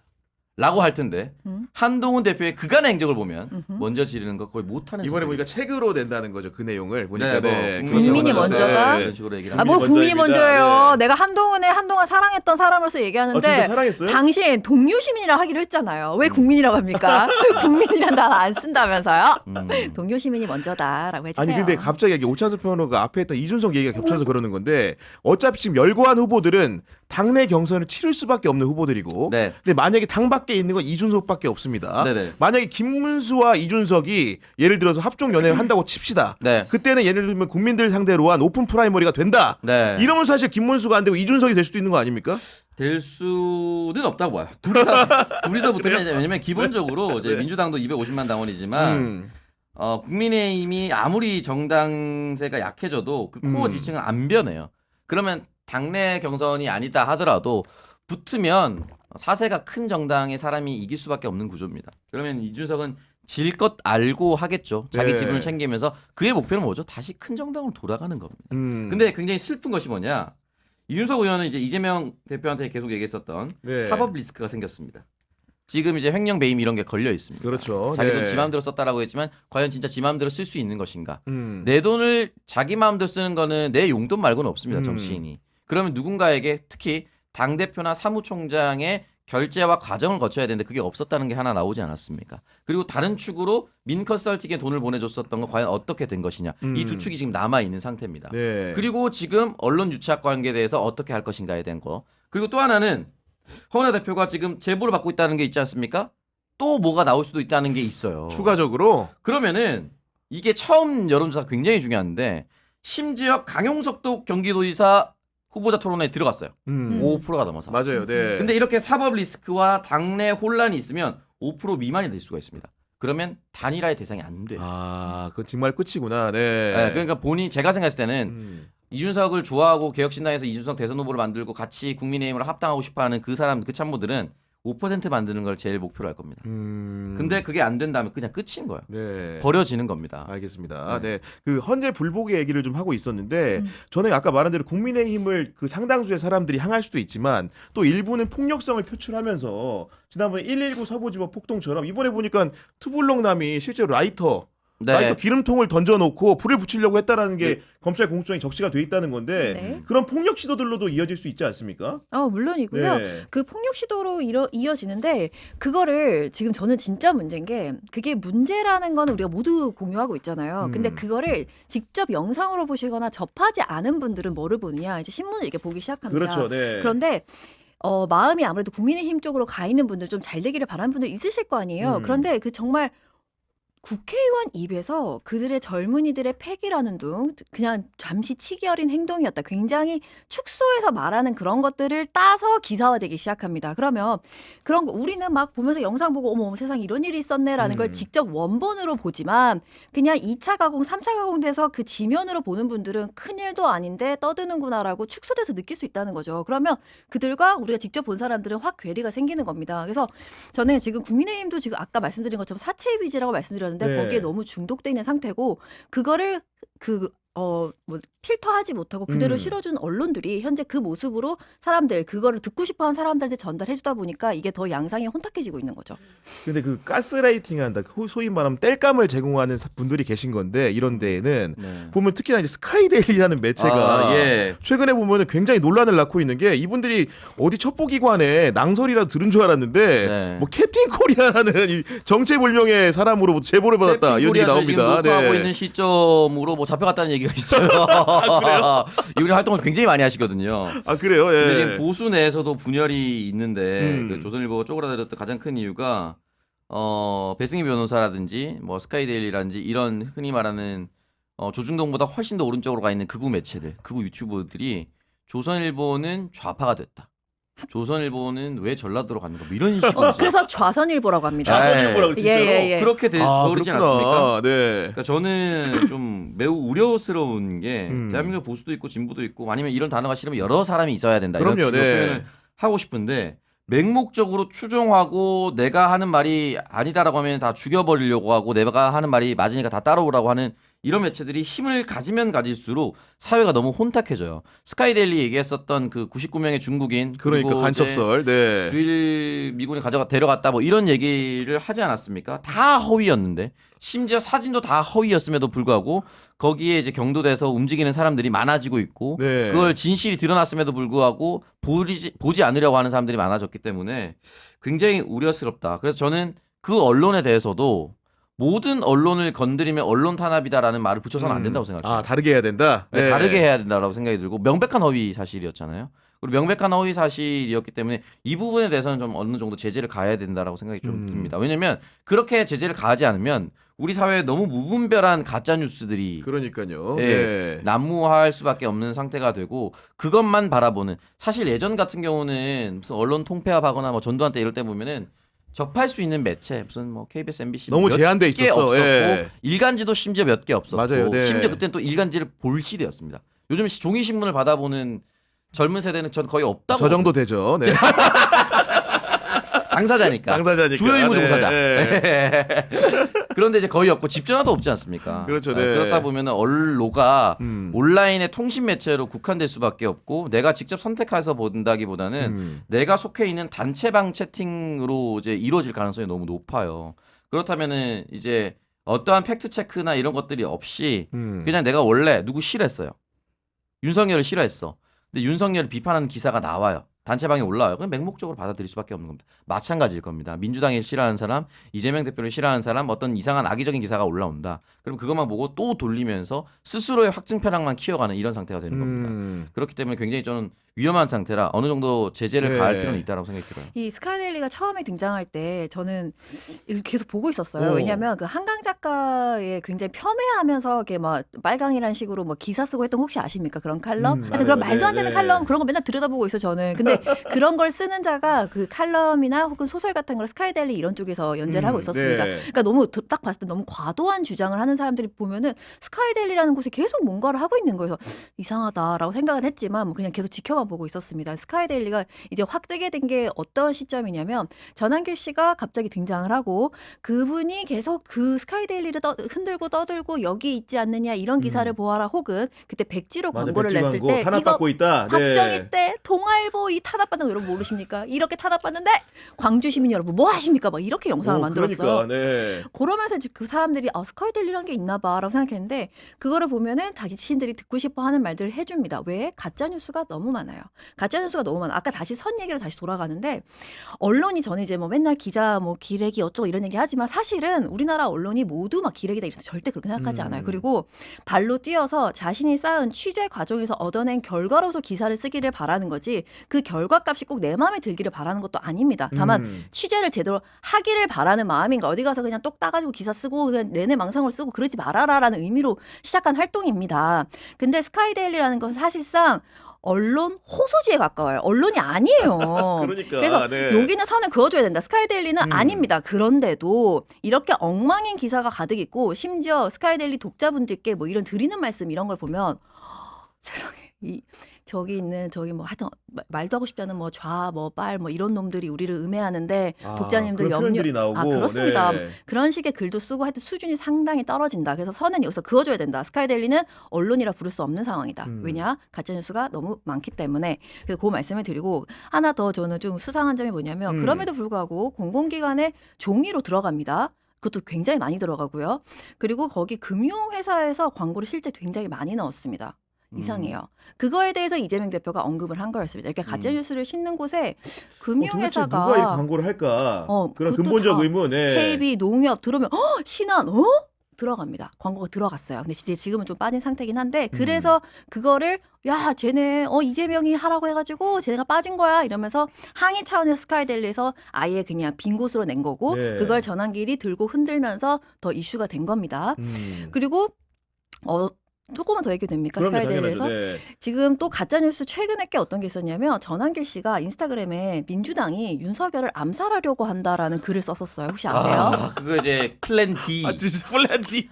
그걸 썼다가 삭제한 상황이에요. 하지만 진짜요? 여러분 잊지 마세요. 지우면 뭐해? 다 아카이빙이 돼요. 실제로 미치겠다, 했고요. 진짜. 다 해놨어요. 네. 캡처 사람들 많이 가지고 아유 있습니다. 그럼요. 다 갖고 있고 그래서 뭐 네. 누가 그래서 그 사람이 한 거야 했던 그 사람도 스카이데일리에 기고하는 사람이었다. 어떤 걸 기고했느냐? 조중동은 왜 부정선거 규명에 목숨 걸고 막느냐? 뭐 이런 걸 쓴 사람입니다. 그리고 방금 말씀드린 것처럼 그 아까 캡틴 아메리카 그 사람은 지금 문제가 많은 사람이에요. 누구 증손이라고 했었죠? 캡틴 아메리카? 안중근이었던 것 맞아요, 같아요. 맞아요. 동물의 기억에. 본명이 이제 안병희 씨입니다. 안병희 씨 맞아요. 그래서 종손이라고 얘기했는데 네. 그거는 거짓말로 밝혀졌고 미군 왜 이러는 거야? 아니 그냥 본인으로서 활동을 하면 안 돼요 그냥? 그러니까. 왜 그런 거짓말을 미군 대위였다고 하니까 거짓말을 들통났죠. 권위를 얻고 싶은 거지. 미군도 그러니까. 네. 미군도 자기 코스프레였다고 얘기했거든요 분명히. 저도 그냥 구텐베르크 여러분 20대 손이에요. 죄송합니다. 네. 아니, 그래서 자기가 분명히 과거에 그냥 저는 미군 코스프레하는 거니까 예쁘게 봐주세요. 너무 심하게 욕하시면 저 마상 입어요. 이런 글을 썼었단 말이에요. 네. 근데 이번에 광주 집회 있을 때 내려가가지고 손잡으면서 그 구구 유튜버들하고 막 인사하면서 나 전역했잖아. 실제로. 진짜로 나 미군 전역했다고 막 보여줍니다. 그러니까 지금 문제가 많은 사람이. 근데 저는 여기서 한 가지만 더 할게요. 스카이데일리 오케이 스카이데일리 언론 호소지라고 제가 그렇게 딱 네. 얘기했어요. 그러면 여기 KBS가 그 사람한테 인터뷰를 하면 됩니까 안 됩니까? 됩니까 안 됩니까? 마이크를 만약에 사실 안 되는 거지. 이 사람이 지금 이렇게 문제가 있는데 이런 소란을 일으키고 있다라고 하는 거면 오케이. 그런데 그냥 마이크를 들이대면서 인터뷰를 다 따줬어요. KBS에서. 아, 뭐 하는 거야, 지가? 저 카메라 맞나요? 아니, 근데- KBS야. 아니 근데 이런 얘기하는 분들도 있더라고요. 그러니까 집회를 언론들이 방송 기자들이 보도를 하는데 어떤 날 이제 무시하고 싶어서 안 하는 경우. 왜냐면 그 나오는 말들이 너무 터무니없으니까. 근데 상당수의 사람들은 관심 없어서 안 보니까 오히려 터무니없는 말들을 육성 그대로 좀 들려줘라. 이게 더 효과가 클 것 같다. 뭐 이런 반론도 약간 있긴 하더라고요. 보니까. 네. 아, 반론을 들어주는 거라면은 네. 아, 반론인 것처럼 느끼게 해줘야 되거든요. 원래 사람은 이렇고 이 사람은 이렇게 얘기를 한다. 네. 또 이제 얘기하거나 아니면 사실은 저는 KBS가 기회를 열어서 굉장히 빡쳤지만 조만간에 체포된 상태로 아마 또 해명의 기회 또 가질 수 있을 것 같아요. 그분 같으면은. 아, 이거 들어갈 때. 혹시 아예 모르시는 분들 위해서 잠깐만 설명해 드리면 선관위에 뭐 99명이 뭐 간첩으로 뭐 어떻게 맞아, 됐다. 맞아, 예. 요게 스카이데일리 그거였는데 알고 봤더니 그 기사도 거짓말이었고 거기 실렸던 사진도 거짓말이었고 네네. 그냥 다 그냥 거짓말이에요. 근데 거기 보면 미국의 무슨 정보통에 따르면 요런 것들이 있었는데 그 미국 정보통이 알고 보니 방금 앞서 말씀드린 그 캡틴 아메리카남 안병희 씨였던 거예요. 근데 KBS에서 뭐라고 제목을 뽑냐면 캡틴 아메리카 코스프레 남성 단독 인터뷰 선관위 간첩 기사 정보원은 나 이러고서 딴 거예요. 근데 가서 저는 설마 KBS가 아무리 그래도 뒤에 논란이 있는 점을 정리했겠지 했는데 끝까지 나오지 않고 이렇게 얘기를 하더라고요. 논란의 여지가 많습니다. 해명했습니다. 신원 확인하는 작업은 하고 있습니다. 하고 나서 기사 쓰세요. 하고 나서 말이 안 되잖아요. 그러니까요. 네. 그 저희가 이제 마지막 화두는 민주당 얘기로 좀 마무리를 하고 싶은데 요즘 민주당이 뭐 사실 상대적으로는 주목을 덜 받고 있지만 그래도 내부적으로 약간 시끄러운 일들이 종종 있습니다. 예를 들면은 대표적인 게 이재명 대표가 이제 네. 당의 정체성 규정을 이제 중도 보수 정당을 지향을 해야 된다는 취지로 말하면서 네. 그 참았던 보고 있던 사람들이 뭐 이렇게 분출하기 시작을 했어요. 네. 웬 중도 보수냐? 네. 정봉주 전 의원까지도 등판을 하는 네. 한국이 벌어졌던데 우리 오창석 평론가는 좀 어떻게 평가하십니까? 중도 보수를 던졌을 때 아까 전에 백분 토론에서 던졌었던 그 멘트 정치적 수사와 저는 비슷한 거라고 생각이 듭니다. 그러니까 윤석열 100일 안에 부정할 것이다. 너네 부정 못할 거야라고 던진 거고 중도 보수는 너네가 보수라고 차마 스스로 얘기하지 못할 것이야 라고 생각해서 던졌다라고 저는 생각이 드는데 이게 바깥으로 던져서 뭐 윤상현이라든지 뭐 안철수라든지 그러면은 너네가 중도 보수면 파리가 세다 뭐 이런 식으로 던지면은 오케이. 근데 당내에서 갑자기 중도 보수 아니다 우리 중도 진보다 아니면 진보다 이런 식으로 이제 얘기를 하는데 여기에 대해서 보통 대표가 정치적 수사를 던졌을 때 정치적 행위를 어떻게 할 것인지를 고민을 해봐야 되는데 고민을 하지 않고 등장했다는 것은 결국 뭐냐 각 세우고 싶은 사람들이 많다는 겁니다 당내. 정치적으로. 네. 그러니까 여러 사람들이 이제 얘기를 하는 건데 예를 들어서 그러면 노무현 대통령이 통 큰 결단을 내렸었던 한미 FTA와 그다음에 파병 문제는 어떻게 볼 것입니까? 당시 진보에서 난리도 아니었어요. 엄청 비판했죠. 예. 지금은 이제 고인이 되신 제가 너무나도 좋아하는 아티스트인 신해철 씨 비판하셨습니다. 연예인 1인 릴레이 시위 같은 거 하셨거든요. 맞아요. 네. 그러면 그거는 진보적 스탠스의 결단이었을까요? 아니면 국익을 위해서 어쩔 수 없이 선택했었던 비전투 파병을 했었던 보수적 선택이었을까?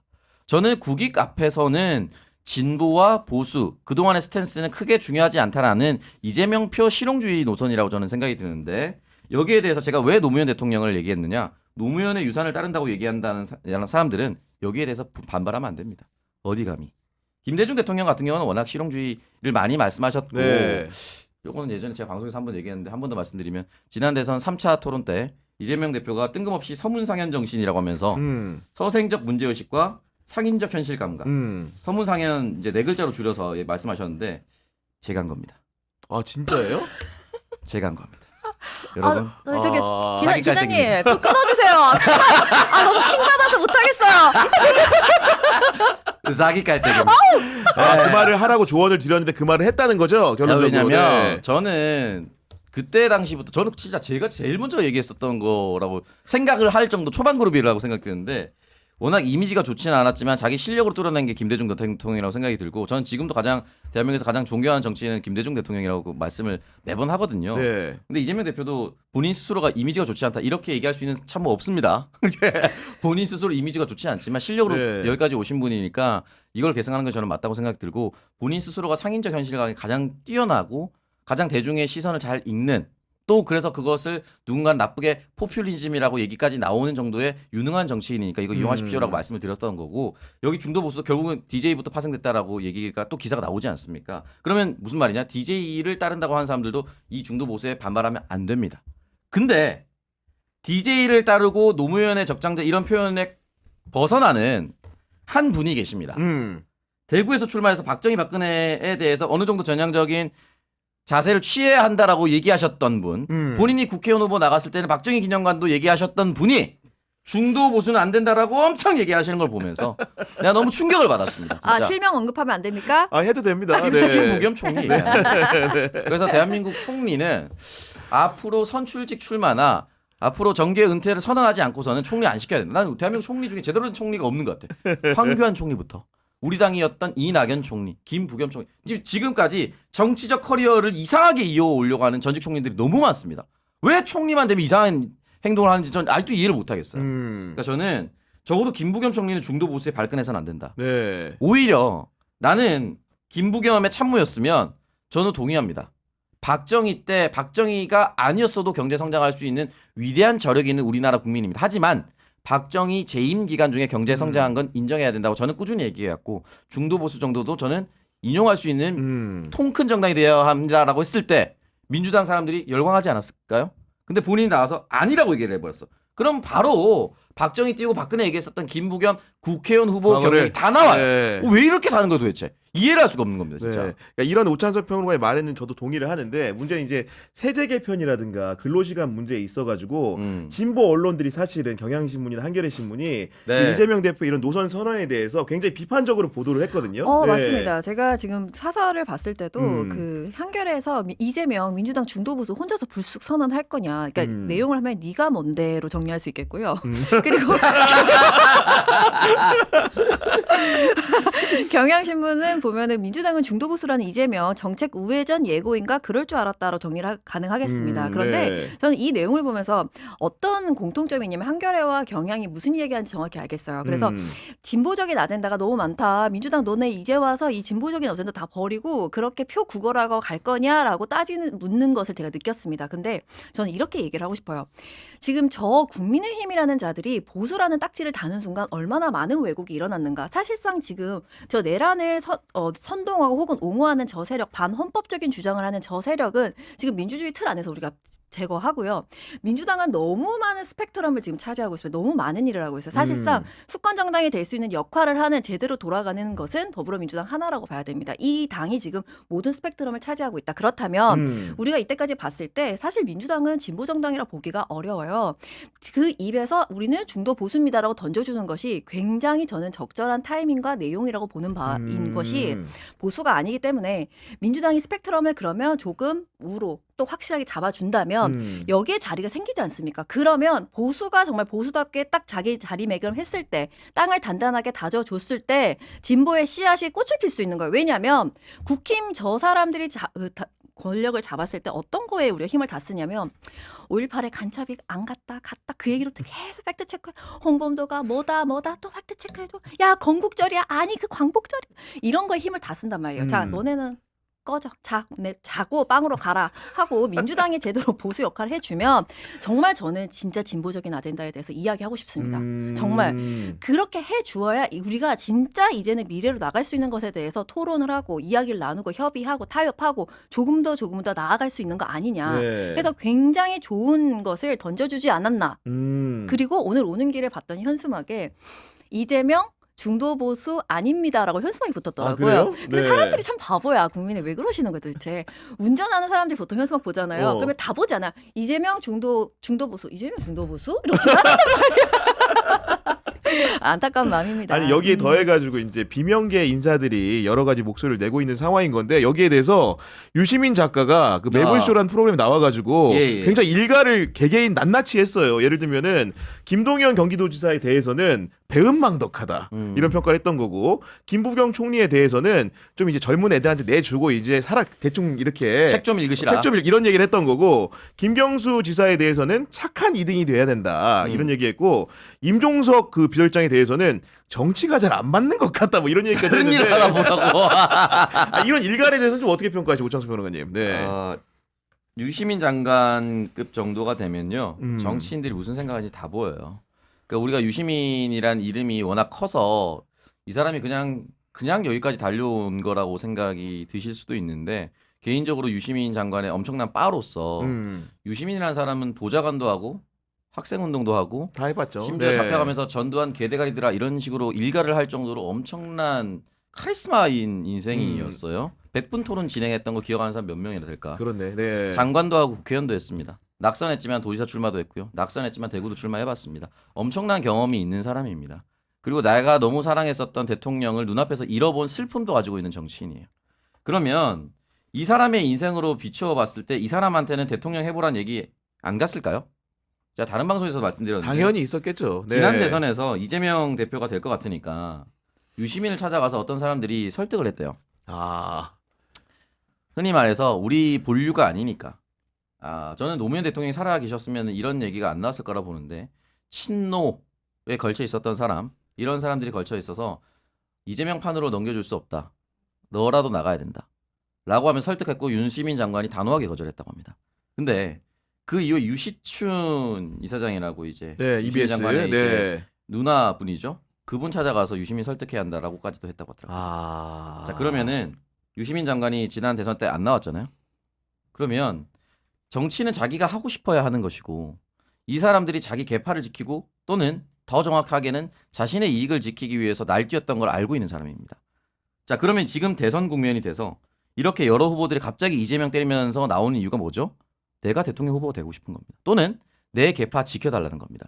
그걸 뻔히 알고 있는 당사자로서 빡칠 수밖에 없을 겁니다. 저는 굉장히 일가라고 표현이 거셌다라고 하는데 표현을 굉장히 낮춘 거라고 생각합니다. 오히려 사석했으면 이런 정도의 표현으로 안 됐을 겁니다. 네. 그러니까 그 유시민 장관 정도가 나와서 이렇게 얘기를 하니까 사람들이 또 갑자기 이렇게 얘기해요. 뭐야 이재명한테 줄 섰어? 아니 천만의 말씀.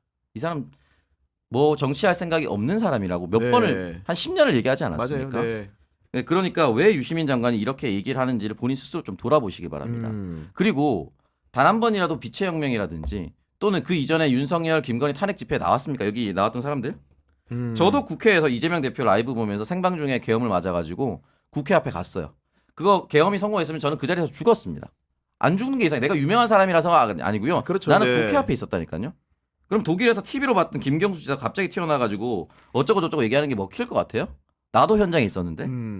그럼 착한 2등이 되라고 하는 거는 아주 정중하게 길을 열어준 겁니다. 당신의 길은 길다. 인생 기니까. 이번 판때기 네 판때기 아니니까 정신 차려라 제발. 라고 열어준 거고 김부겸 총리는 이미 총리도 찍고 이거저거 다 해보고 본인의 네. 역량을 다 증명했습니다. 이 사람 대선 후보 출마 안 해봤어요? 과대평가하지 마라. 네. 했어요. 과대평가하지 마라. 문재인이라는 사람이 당신을 찍어서 총리 시켜준 거지. 그때 기사 지금 찾아보십시오. 유은혜 장관이라든지 여러 사람 총리 하마평 올랐어요. 여자 총리 한 명 만들어야 된다. 근데 결과적으로 한 번은 TK에 김부겸 총리가 정계 은퇴한다고 하니까 총리를 해주는 여러 가지 합의가 있었던 사람입니다. 본인이 정말 압도적으로 잘나서 된 게 아닙니다. 괜히 책 읽으라고 얘기한 게 아니에요. 그럼 뭐 너 자신을 알라고 얘기를 했으면은 얘기를 알아들어야 될 거 아닙니까? 임종석 실장에 대해서는 언급하지 않겠습니다. 이거 왜냐면 깊어지거든요. 왜냐면 깊은 사랑이에요. 그 급이 돼야 언급할 수가 제일 있어요. 빡침이 느껴졌던 것 같아요. 그러니까 저는 네. 김부겸 총리는 지금이라도 정신을 차리면 그래도 조언그룹 정도로 남을 수는 있다고 봅니다. 김경수 지사는 다시 합류해서 열심히 하면 본인이 지금 얘기하고 있는 세종시로서의 완전 이전은 본인이 모셨던 마지막 비서관이라고 얘기를 했었던 노무현 대통령의 마지막 꿈이기도 합니다. 그러면 그거 얘기할 수 있는 사람 또는 또다시 경남도에서 그렇죠. 나갈 수 있는 네. 사람이 됩니다. 그러면은 거기에 대해서 착한 2등을 따르거나 어떻게 하거나 이렇게 하거나 공정한 경선을 통해서 민주당으로 복당했으면 앞으로 정치하겠다는 뜻 아니에요? 그러면 그렇게 가는데 제가 생각할 때 임종석 씨는 정치를 하시면 안 되는 분이에요. 그래서 따로 언급을 네. 하고 싶지 않고 이분은 본인이 정계 은퇴한다라고 얘기했다가 다시 돌아오지 않았습니까? 이게 뭐예요? 솔직히 말씀드려서. 그러니까요. 그런 상황인데 우리 기초자 평론가 같은 경우에는 이런 여러 가지 평가에서 혹시 네. 동의가 안 되는 부분도 있습니까? 오창석 씨가 했던 얘기요? 네, 아니면 이제 그 실제 유시민 작가가 여러 사람 열거했던 얘기들 중에 네, 혹시 아니요. 네. 저는 그 너무너무 동의하는 바이고요. 저는 도리어 그런 얘기를 하고 싶어요. 그 유시민 작가를 때리는 언론들도 많더라고요. 근데 저는 왜 말하면 안 됩니까? 말하면 안 된다고 말하는 언론도 많고 혹은 또 여러 뭐 글 쓰는 그런 분들이 막 비판을 하더라고요. 왜요? 왜 하면 안 되죠? 안 되는 이유가 저는 전혀 모르겠습니다. 누구든 비판하는 사람은 비판받을 수도 있다는 거를 당연히 기억하셔야죠. 거기다가 저는 그런 얘기 하고 싶어요. 그 지금 다 나와가지고 한마디씩 할 때 언론에서 부쩍 나한테 마이크를 들이댄다. 예를 들어 이런 겁니다. 매일신문에서 정봉주 씨가 이제 그렇게 비판을 한 거 우리가 왜 중도부시냐 예를 들어서요. 그런 얘기를 했을 때 매일신문에서 정말 크게 실어줬더라고요. 매일신문에서 왜 실어줬다고 생각합니까? 자, 잘 생각을 한번 해보세요. 조선일보가 박지원이 하는 얘기를 크게 실어줬더라고. 왜 실어줬을까요? 그냥 당원, 너도 당원, 나도 당원, 다 당원인데 오창석 여기 와서 이렇게 실컷 얘기하는데 실어줍니까? 안 실어주잖아요. 그렇습니다. 겉은 씩씩한데요, 뭐 이제 지금은. 네. 그러니까 잘 좀 생각을 해보셔라. 네. 당신들이 하는 말이 어떤 식으로 쓰이고 있는가를 한번 돌아보아라. 그리고 컨텐츠로서 당원들에게 선택을 받으려고 노력해라. 네. 이재명을 까는 것으로 재미 보던 시대는 끝났습니다. 그리고 기초자님 나오셨으니까 이 얘기는 꼭 묻고 싶었는데 뭔가요? 그 배우 김세론 씨 있잖아요. 네네. 사실 음주 사건 이후에 네. 생원고를 겪다 돌아가셨는데 이게 사실은 언론에서 기인한 바가 충분히 많다고 생각할 수 있는 점들이 있지 않습니까? 네, 맞습니다. 요거는 제가 그냥 간략하게 설명해드려도 될 것 같은데 저는 이제 좀 그만 끝낼 때가 되지 않았나 이런 생각을 많이 합니다. 그래서 정리를 조금 해봤는데 이제 1,009일 정도로 보자면 그중에 김세론 씨 보도가 5,000건이 넘습니다. 근데 그걸 제가 이제 키워드를 한번 보니까 네. 이거는 진짜 보면 너무 본인이 정말 마음이 아팠을 것 같아요. 댓글창 맞고 얼빡샷을 찍었다. 논란 즐기냐. 못 고치는 SNS 병이다. 스트레스 술로 푸는 스타일이다. 자숙은 의문이다. 관종 폭주 언제쯤 멈추냐. 복귀? 벌써? 응 아니야 돌아가. 또 비싹. 잊혀지기 싫은 발악. 기어코 복귀. 환장의 복귀. 알바 뜬금 공개. 생활고 인증하려고 하느냐. 인증 무리수 등등등 이런 식으로 어마어마하네요. 5,000건 네. 이상이 나왔는데요. 그리고 나선 저는 너무 좀 역겨운 포인트가 뭐냐면 그리고 나서 사람이 그렇게 유명을 달리하고 나서 나오는 것들은 악플의 폐해라고 또 하나같이 쏟아냅니다. 정말 그렇습니까? 정말 물론 악플 잘못된 거 맞습니다. 저는 진짜 입에 담지도 못할 악플들을 많이 봤는데 야 맞습니다. 악플 잘못했죠. 그러나 기자들, 언론들이 이젠 좀 생각을 해보셨으면 좋겠습니다. 기사가 없으면 악플도 없어요. 제 말이 그 말입니다. 네.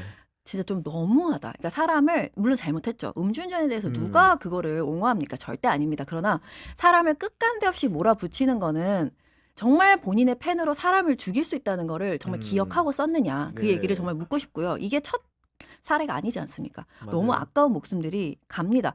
나이가 20대 정말 어려요. 어린 일찍 데뷔를 사람이에요. 했기 때문에. 맞습니다. 네. 그럼 뭐 먹고 삽니까? 뭐 먹고 죽으라는 거예요? 그러니까 음주운전 잘못됐지만 음주운전 하면 죽어야 됩니까? 더 이상 뭐 어떻게 살 수 없어요? 직업을 구할 수 없나요?